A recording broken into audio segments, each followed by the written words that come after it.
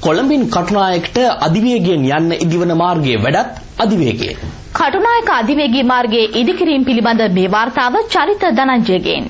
අධිවේගී මාර්ග කියන දේ ශ්‍රී ලංකාවේ අපිට හීනයක් වෙච්ච යුගයක් තිබුණා. නමුත් ඒ යුගයේ නිමා වුණේ ශ්‍රී ලංකාවේ 4 කොන යා කරමින් අධිවේගී මාර්ග 4ක් ඉදිවීම ආරම්භ වීමත් සමගයි. කටුනායක සහ කොළඹ අතර ප්‍රධානතම සමතතාවය ශක්තිමත් කරමින් කටුනායක කොළඹ අධිවේගී මාර්ගයේ ඉදිකිරීම මේ වන විට ඉතාමත්ම කඩිනමින් සිදුවන ආකාරය අපට දැක ගන්නට ලැබුණා.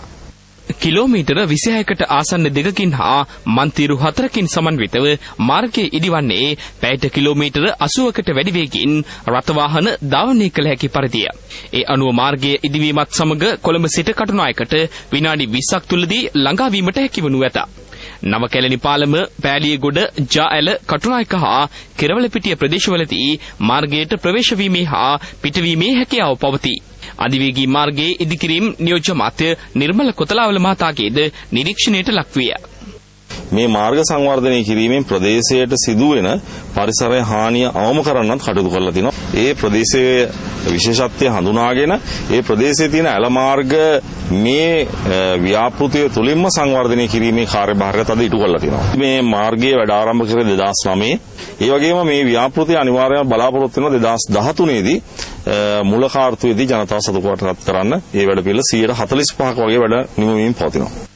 ඉදිකිරීම සඳහා වැය වන මුදල ඇමරිකා ඩොලර් මිලියන 292කි. දේශීය අරමුදල් හා චීන ආධාරද ඊට යොදා ගැනේ.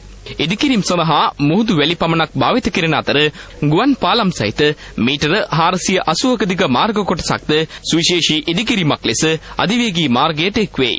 විදේශ රටක ඉඳන් ගුවනින් මේ කටුනායක ගුවන්තොටු වලට පැමිණෙන කෙනෙක්ට වගේම මේ කටුනායක ඉඳන් කොළඹ බලා ගමන් කරන ඕනම කෙනෙක්ට ඉතාමත්ම කෙටි කාලයකින් ශ්‍රී ලංකාවේ ආර්ථික කේන්ද්‍රස්ථානය වන කොළඹට ළඟා විය හැකි වෙනවා. ඉතින් මේ හරහා ගොඩනැගෙන පසුබිම ශ්‍රී ලංකාවේ ආර්ථිකය, ශ්‍රී ලංකාවේ සුබ අනාගතය ශක්තිමත් කරන දැවැන්ත සාධකයක් බව සඳහන් කළ හැකි. විමංග විජේතුංග, ධම්මික සේනානායක සමගින් මම චරිත ධනංජය කටුනායක සිට